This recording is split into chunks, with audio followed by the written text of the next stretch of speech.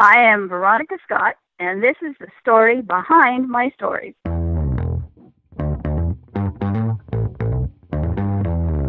You're listening to the Author Stories Podcast, bringing you the story behind the stories and the storytellers.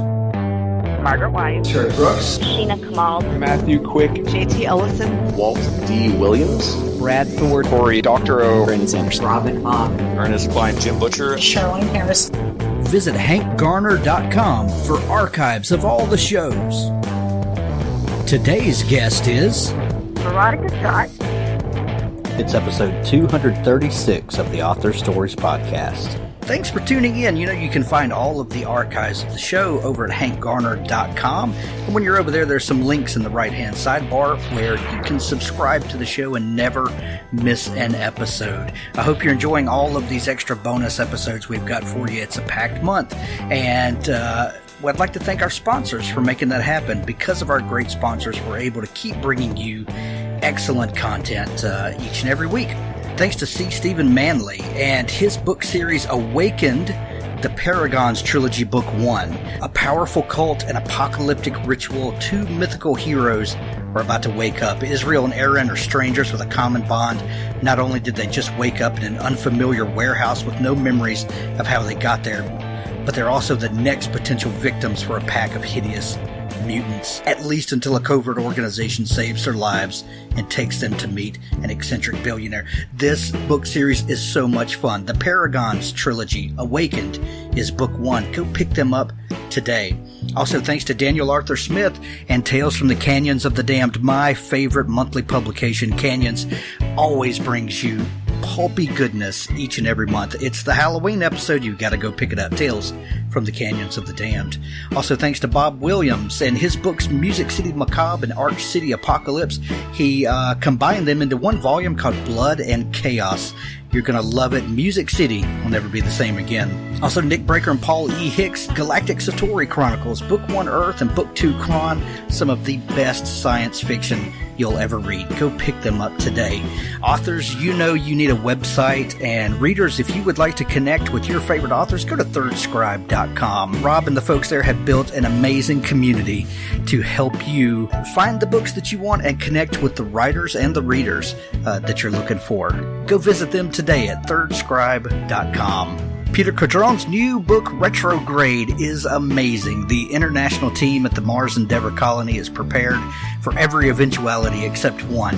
What happens when disaster strikes Earth? Think The Martian and kind of a post-apocalyptic setting. You're going to love this book. I couldn't put it down when I got my copy of it. Retrograde by Peter Codron. Also, my good friends at Keystroke Medium, Josh Hayes, Scott Moon, and Ralph Kern have some of the best live YouTube shows for writers. Go visit them at keystrokemedium.com and subscribe to their YouTube channel. They do a live show every Monday. I've been on it. It's so much fun. Go check it out. If you're looking for military sci-fi, let me tell you about a series that I love. It's by Richard Fox, and Richard won the Dragon Award for Best Military Sci-Fi this year, and the reason is he does military sci-fi like no one else. It is the best that you're going to read. The Ember War Saga is a 9-book series. You know, if you're like me, I don't like to get into a new series until some substance to it. There's nothing worse than getting involved in a book series and then you're waiting for the author to catch up. Well, there's 9 books in the Ember War Saga, some of the best military sci-fi that you're going to find. Go check it out today by Richard Fox. Stay tuned after the show for an audiobook clip from Richard Gleaves, the Jason Crane series. Well, thanks for joining me again for the Author Stories Podcast, where I bring you the story behind the stories and the storytellers. Today, I'm really excited to bring you an awesome show with Veronica Scott. Welcome to the show, Veronica. Well, thank you very much. I'm really happy to be here. I'm really happy to have you here. I begin each show with the same question, and that question is, what is your first memory of wanting to be a writer or a storyteller? Well, I started around the age of 7, which I think is not that unusual, and my first story was this epic about a princess with a lot of sisters and flying cats and flying horses, and for some reason she fell in love with a riverboat captain. I mean, it was just all very dramatic. And then I've kept writing ever since, although, I got a little more sophisticated with my plots. But I didn't actually concentrate on getting published until about 2011. And then I put in some serious work to, try to really upgrade my craft and figure out all the mechanics of how to be published. And so my first book came out in 2012. There's several reasons why I ask that question when we start. One is those of us that are writers and creative people. It always brings a bit of nostalgia when you think back to where the beginnings of things comes from. I just love to hear where people go with that. Another reason is that there's usually a really great story that goes between that first memory and then you actually doing the thing. Mm-hmm. I love to hear how people get to becoming a writer and that sort of thing. Did you, when you were a kid, first off, were you an avid reader? Oh, yes. My parents were avid readers, so we always had books, and they were always happy to buy more books or go to the library. And when I was pretty much about that age, my father handed me my first Andre Norton book, which was Cat's Eye, because he figured I would really like the fact that there were a lot of animals in that particular book.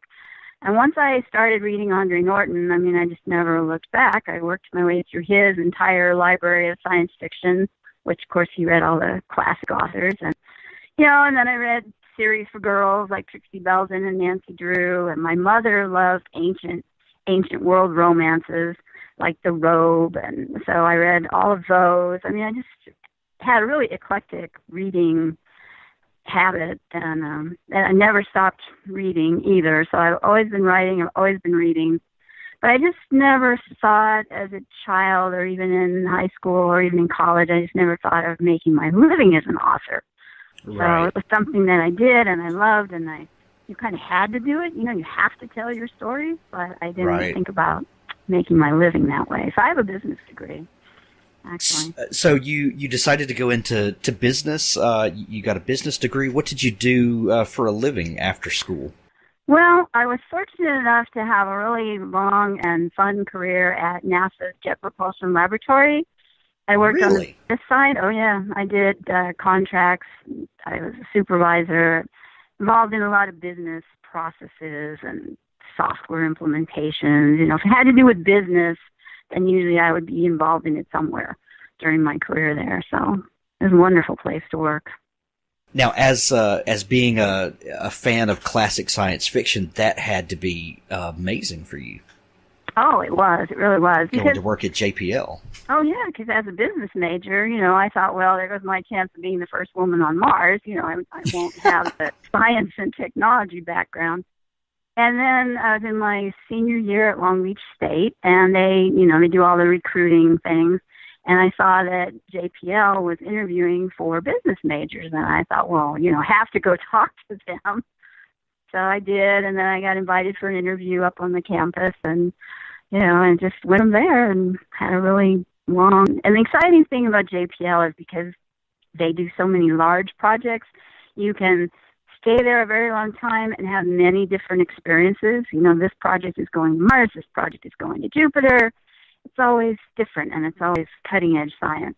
So it's a very satisfying place to work. But then, I put my first books out in 2012, and I was still working at JPL, and the books started to take off and do well, and it became clear to me that I could actually make a living as an author, and that was just so exciting that I transitioned, out of JPL and into the full-time author. Well, before we get to that, you said earlier that you always had to tell your stories. Oh, yeah. That you didn't consider the fact that you could become a published author, but you were still telling stories. So what would you do? Would you just write for your own enjoyment? Would you enter contests? How did you scratch that itch? I just wrote for my own enjoyment. When I was in high school, I let some of my friends read some of my books. And then when my daughters, I have two daughters, when they were old enough, I let them read some of my more involved and well-written books. I let them read those. And, yeah, pretty much it was enough for me to tell the story and put it on paper in those days with the typewriter and have it written. And, then I'd go on and write another story. How many of those do you think you wrote throughout the years? Oh, my gosh. Well, in junior high school and high school, I wrote series. They were very similar to some of my favorite TV shows. You know how your influences are. So, Right. Each of those series had 10 or 11 books, but they were books, quote unquote, but they were short. I wrote probably 5 or 6 science fiction romance novels before I was published, and eventually I've gone back and reworked those books and brought them up to the craft level that's suitable for being published, and they've all been published now. I independently publish my books, as so many of us do these days. So, yeah. The ones from junior high school and high school will never see the light of day, though. Nobody's reading those. Oh, man. Well, they say that to be a great writer, there are really 2 things that you need to do. You need to read a lot, and then you need to write a lot. There's really, you can learn the mechanics of writing, but until you sit down and actually write and figure out, kind of the pace of story and the cadence of dialogue and what, how to hook a reader with plot. And, all of those things really only come with actually doing the writing. And it sounds to me like, you put in lots and lots of time to figure out those things. And, so what was the catalyst to make you actually, this is obviously a hobby that means a lot to you.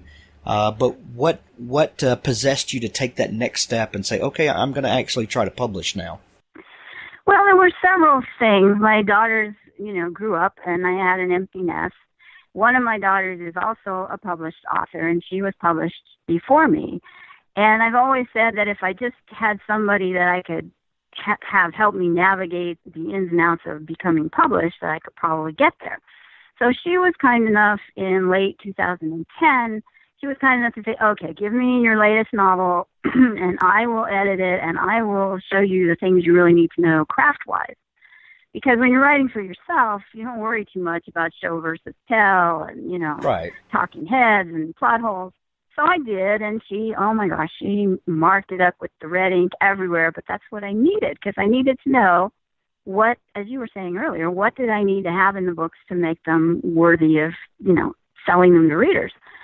So that was really where it started, and then I spent a lot of 2011 working on the craft issues and, reading craft books and blogs and trying to become professional in the writing, not just telling the story to make myself happy. I just want to interject one thing real quick. As a parent, that obviously influenced your children, because I can imagine that when they were growing up, they saw mom always working on a story, like you said, at the typewriter, and I'm assuming later at the computer. And this was something that you just kind of did in front of them.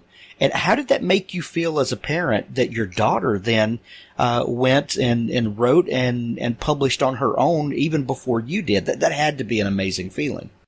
Oh, it was. I'm so proud of her. I'm proud of both of them, but it was an incredible moment for me when my daughter's book was accepted and published, and it's hard to even describe. I mean, as a mother, it's almost even better than having your own book published, because you're so proud of your child. So, yeah. And she continues to write and be published, and I continue to write and be published. And mother does the thing, but she's also an editor. So it's all, I love it. Okay, tell me about this first book that she helps you to kind of get it together, and what was the book, and what was that process like for you getting it and sending it out to the world? Well, I was going to say in the summer of 2011, Carina Press, which is a imprint of Harlequin, they put out a call for romance novels set in the ancient world. And I've always loved ancient Egypt, so I said, okay, well, this is my opportunity. I'll write an ancient Egypt story and send it to them. Just send it in cold over the transom, as they used to say. And miraculously, they bought it. They told me later they only typically would buy 3% of all the manuscripts that came in cold in the slush pile, so I got to kind of live the dream, She they called me up, and I was practically incoherent on the phone that they were really going to buy my book. And that was Priestess of the Nile, which is still under the agreement. So that was really exciting. That was one of those moments in life. You'll never get it twice, when a publisher says, I want to buy your book. Still makes me happy. But then at the same time, because that came out in 2012, that was the 100th anniversary of the sinking of the Titanic. And I had a science fiction romance novel based on, loosely, the Titanic, but set in the future on an interstellar luxury space liner. And my daughter, the published daughter, said to me, Mom, you can't miss this opportunity to get that book out there, the 100th anniversary of the Titanic. So my Karina book came out, and then I think it was 2 months later, I self-published Wreck of the Nebula Dream, which is my Titanic in space. And I was off and running. I had 2 books out already and 2 different genres, and it was really exciting, and I just kept going from there. That is so cool. What about publishing surprised you the most when you got the book published and then followed it up with the Titanic book? Was there anything that really just kind of took you aback about the whole process? Well, I don't know if it took me aback, but the thing that was time an author spends doing promo and being active on social media and interacting with readers and bloggers and other authors. And, I think the days are pretty much gone where you could sit up in the attic and write your books and just send them out and that was it, So, but fortunately I discovered I really enjoy social media. I almost loved her for one thing. And, it turned out there was a niche kind of waiting for somebody to write blogs about science fiction romance. So I write articles for several different major platforms now, in addition to my books and my own blog and all the other various activities. So if you had asked me before that first book got published, I had no clue that all that was going to become part of my life. But I enjoy it, fortunately. Yeah, didn't know that was happening. Yeah, it really is a reality now that that you have to be business minded. You've got to put that promotional hat on. You've got to put the publisher hat on, and I'm sure it helps that you have a business background as well, so that when you're finished typing out the story and you get the creative part out of your head, to then turn and say, okay, now this is a product. What do I do with the product? Right. Well, and I did contracts for many years for JPL, so there's nothing intimidating to me about, contracting with somebody to do my covers or to do the edits or formatting and the taxes. I mean, I have a wonderful CPA. But so, yeah, there are so many business aspects to this, especially being independently published, that, you're right. I just kind of switch hats and say, okay, now I'm going to be the business person. And then I go off and have fun on Twitter and Facebook and, enjoy myself. Then I work on the book some more. And I love, part of the fun, too, is interacting with the readers. You interact with them all the time on social media and if you go to book signings or whatever. And that's a lot of fun, too, to have people's feedback and people tell you they enjoyed your story. And it's like, oh, my goodness, there's no feeling better than that. Right, absolutely. As a writer, when you know that the thing that you that you sweated over, connected with a reader is, that's really what it's all about. Yeah. And then makes you want to go back and write another one. And the readers, they tell you which sequels they'd like, and they ask, when is this character going to get his story? So there's a lot of back and forth and interaction, and it's a lot of fun. You write a lot of science fiction romance. What are some of the boundaries that you try to operate within in writing, the unique mashup of those genres? Well, science fiction romance is like there's a huge spectrum under that one umbrella. I mean, at the one end, there's a lot of very sexy, steamy alien barbarians with incredible abdominal muscles, kidnapped beautiful earth women, and there's a romance, and there's a science fiction setting, but it's not deep science fiction. And then at the other end of the spectrum, there's really elements, and then there's a bunch of us that write kind of in the middle where I am, where we've done world building. You know, I have a whole interstellar civilization going on, and we've got our characters, not all of whom are human, and we're telling a science fiction. The romance is really the heart of it, because, you know, took the romance out, there wouldn't be a story. That's kind of one of the rules of romance. The romance is central, but then there's all this great science fiction stuff going on also.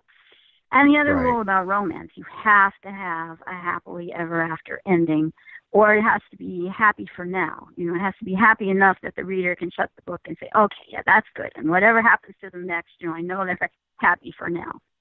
So that's the most important element of a romance. So I kind of, go ahead. No, go ahead. I'm sorry.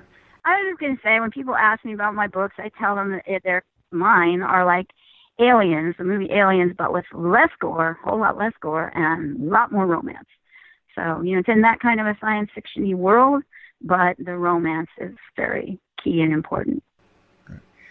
Do you ever find yourself at odds with those two things, that maybe you begin writing a story and it feels like it's going to be more, Star Trek or space opera, do you ever find yourself wanting to go more romance than science fiction, or more science fiction than romance, and then having to balance the book out, or is that ever an issue? Not for me, maybe for some people, but for me it always starts with I usually know the two characters, the hero and the heroine, and the rough situation. You know, they're in the Titanic in space, or there's an outbreak on an interstellar ship. So I kind of have it in mind, but the focal point is the hero and the heroine. So right from the beginning, because it's going to be about them and their relationship and how it grows under the stress of whatever the adventure is, somehow the balance for me just is sort of preserved by itself. You know, I'm a Libra, so I'm all about balance. And I haven't had that problem, you know, of worrying that it's trending too much one way or the other. It helps that I have this whole structure of my interstellar civilization set up that, you know, runs through all the books. So that gives you a lot of latitude, because you already have certain assumptions going in, you know, that the structure is the way it is, and, oh, this is how they do that in my universe. So I don't have to reinvent it every time. It kind of leaves me freer to tell the stories. Sure.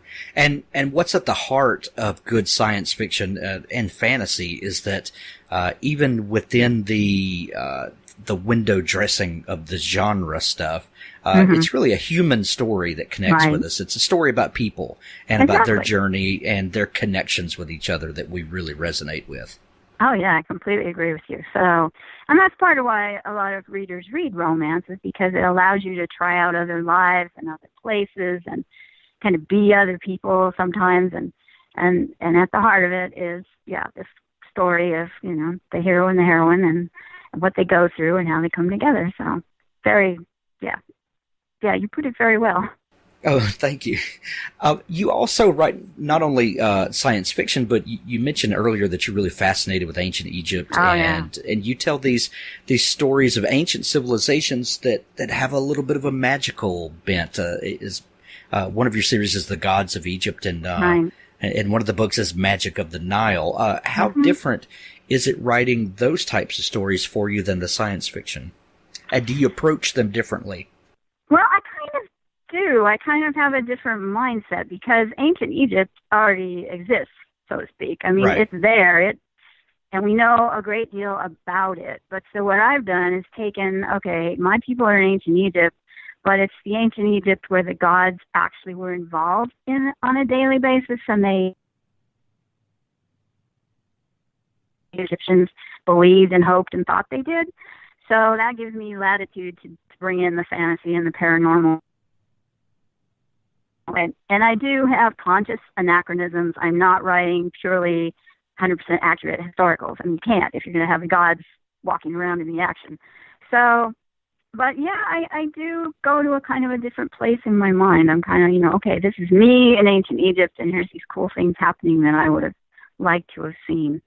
But they are both ends of the extreme. It's kind of an alien civilization. If one of us was plunked down in ancient Egypt, you know, we'd have to learn a whole new way of thinking and a whole new way of looking at everything. one of the catalysts for me is years and years ago when the King Tut exhibit was going through the United States. I got to go see it at the local museum. And I remember standing there in the middle of all his burial goods, and I just remember thinking, wow, this is almost an alien civilization, because everything was, they looked at everything through totally different filters. So, but it's still, at the heart of it, it's a story of, the hero and heroine and their adventure and their relationship. But it's fun to tell stories in ancient Egypt. So I'm writing one of those right now. That's probably going to come out in the next couple of months. So. Awesome. When you begin a new book, what comes first? Does the plot come first? Does the situation come first, or do the characters come first? When a new idea pops in your head, how does it come to you? Well, it's typically going to be a little bit of the situation and then the characters, and they almost all arrive simultaneously. I'm kind of superstitious about how my muse works. I don't do any huge detailed planning. So, for instance, last year we put together an anthology about pets in space. Heroic pets set in a science fiction romance adventure. And I thought, it would be interesting to have an alien empath, a woman who could manipulate and feel other people's emotions, be a stowaway on my Star Cruise liner. And the pet, the ship's cat, would be the one who found her. And then, it just kind of grows from there. I mean, that's kind of the way the stories come to me. It's like, what if I redid the Titanic, but I put it in outer space? Well, then who would the hero be? Well, he'd be a military guy. Well, why would he be traveling on a luxury space liner? And then who would his romantic interest be? Oh, it would be this high-powered businesswoman traveling on business. So they kind of evolve like that. And then very shortly thereafter, I would sit down and just start writing because I've got it in mind. You know how it starts and how it ends, and some of the big scenes along the way. And then I just sit down and I start to write, and it all comes together.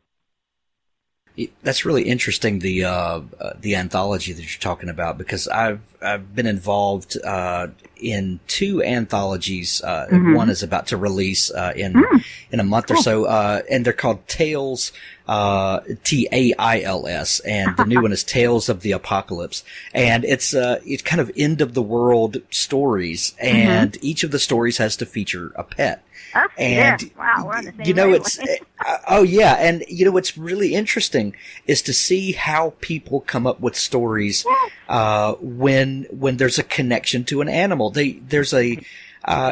People come up with brand new ideas and things that you'd never, when all you do is introduce this animal into the story. It's really fun to watch how people take that relationship and how it carries the story to an entirely different level. And it's fun to see. I don't know how many authors you have.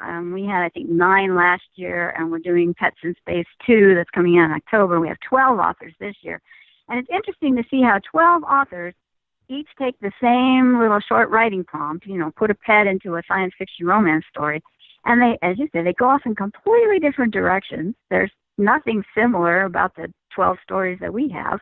This time I wrote a rock star romance. I thought, well, okay, I've always wanted to write a rock star romance, but that doesn't naturally flow with science fiction. But hey, if I put it on board my cruise ship out there in the stars, then I can work a pet into it, and well, that's fun. And we donate part of our first month's royalties to a charity called Hero Dogs, and they raise service animals for veterans and provide these animals to the veterans at no charge. So we felt like that was the charity we really wanted to support with this effort. It wasn't, just, let's put out an anthology, but if we were going to do it, we wanted to make a contribution as well. So that's part of the coolness. And we do the exact same thing, but we donate to Pets for Vets.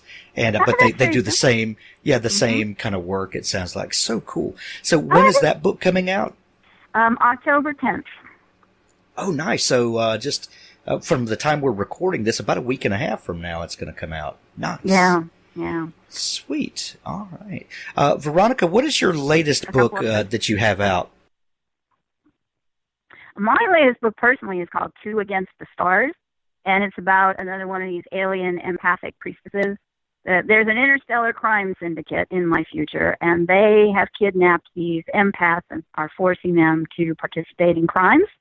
And so I've written 3 books now where the story is the empath, a different empath, and the man who comes to her aid. And in 2 Against the Stars, it's actually a disabled veteran that she has to rescue and help to return to full health. And then the 2 of them escape the mob. And, there's all these adventures and happily ever after. So I sense some common threads throughout your writing. Adventure.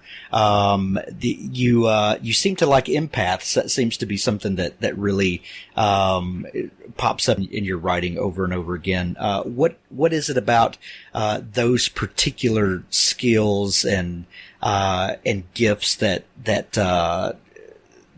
kind of get your wheels turning? Well, it goes way back to one of the original Star Trek episodes. There was one where some aliens had an empathic woman as a prisoner, and Kirk and McCoy and Spock were imprisoned with her. Now, my stories have nothing to do with that plot. My empaths are completely different. But it always stuck with me, that idea that somebody could feel other people's emotions to such a degree. So in my empaths, I've taken it a step further, and these alien women can actually influence people, and they can use emotions to kill or, force people to do things. And so it's just, I don't know, just the whole issue of emotions and how different people experience them and perceive them. And then what happens when you introduce a person like that into my really high-tech intergalactic civilization, and they bump into the mob, and they run into most of my heroes are military guys or ex-military guys. So it's been interesting. I've written 3 of those. I've written a 4th one that's going to, and I'm off on a different story tangent. My next one won't be about the empaths. So I don't know how you are when you write, but you play with a concept, and maybe it's 1 book, and maybe it's 2 or 3 books, and then a new concept comes and it's all shiny, and you're like, oh, okay, I'm going to go write that series now. So that's sort of where I am. Well, the idea of the empath probably intrigues a lot of writers, because that's a little bit what we're doing. Mm-hmm. We have an idea, maybe we have an emotion that we are dealing with, or maybe one that we've observed, and we would really like to communicate that. Yeah. And the writer has this really unique gift to be able to harness that, put it on page, and then when someone reads it, they kind of unfold that and experience that for themselves. It's really, it's true. Almost magic. It's kind of crazy. Yeah. Well, yeah. So it was appealing to write these books about the empath, but now I'm going to move on. I'm not saying I'll never write another one, but now I'm going to move on and write a different series. So right, yeah. You got to go where the muse carries you, for sure. Right. Oh, yeah, exactly. And like I said, I'm kind of superstitious about my muse, so I don't say no to her. So right. Yeah, nor should you. No. So you've been publishing for about 5 years now. Is that right? Yes. Yeah. Right. How many books do you have out? Well, it's about 20. Because I've had some anthologies that came and went, so the number fluctuates a little, but about 20. Split between, there's 5 Egyptians, and then the rest are science fiction romance. What are your plans for the future? Do you see yourself slowing down any? Do you see yourself branching out into new areas? Well, I have written one that's more of a fantasy, The Captive Shifter, and that one, people really had mixed emotions to it. Some people were mad that I wasn't keeping on with my science fiction romance. They were like, why did you write this? Did you really write another sci-fi romance? And other people just loved it wildly. So I'm going to write a sequel to that. I'm working on another Egyptian. And then science fiction romance. I mean, that's my first true love, my big love. So I don't envision ever stopping writing science fiction romance. And actually, I want to try and put books out a little more rapidly. I've been doing 3 to 4 months in between each book, and I'd like to get them out a little more often than that. I mean, nowadays, the publishing world is so fast, especially independent publishing, that, you kind of really need to get your books out there faster if you can, and turn them out as quality books. I go through the full editing and copy editing process, so that takes up a certain amount of time in the cycle no matter what you do. Gotcha. You also write for USA Today for one of their sections. How did that come about? Well, yeah, I'm one of their contributors. I was acquainted a little bit with the editor of that page, the Happy Ever After page, which is devoted to romances, all flavors of romances. And I asked her, I said, would you be interested in me writing you some posts on science fiction romance? Because at that time I didn't really see anybody talking about it on that platform. And she's a wonderful person. She's incredibly supportive. And she said, well, sure, let's try it, see how it goes. And so I started writing, interviewing other authors, and then I do special posts for them occasionally, and wrote a post for them about the Titanic, because, the Titanic is just an enduring thing. People are so always fascinated by the tragedy of the Titanic, and that apparently got a lot of page views. And, so it's been a very happy situation for me. I get to shed a light on science fiction romance. I get to talk to all kinds of people and authors, and it seems to work out okay for them to have, a little bit of a look at sci-fi romance. So. And as an author, that has to have brought you new readers, over the time that you've done that. That's maybe something that people don't think about, but if you can find other ways to get your writing out there in different venues, authors need to look for every opportunity they can these days.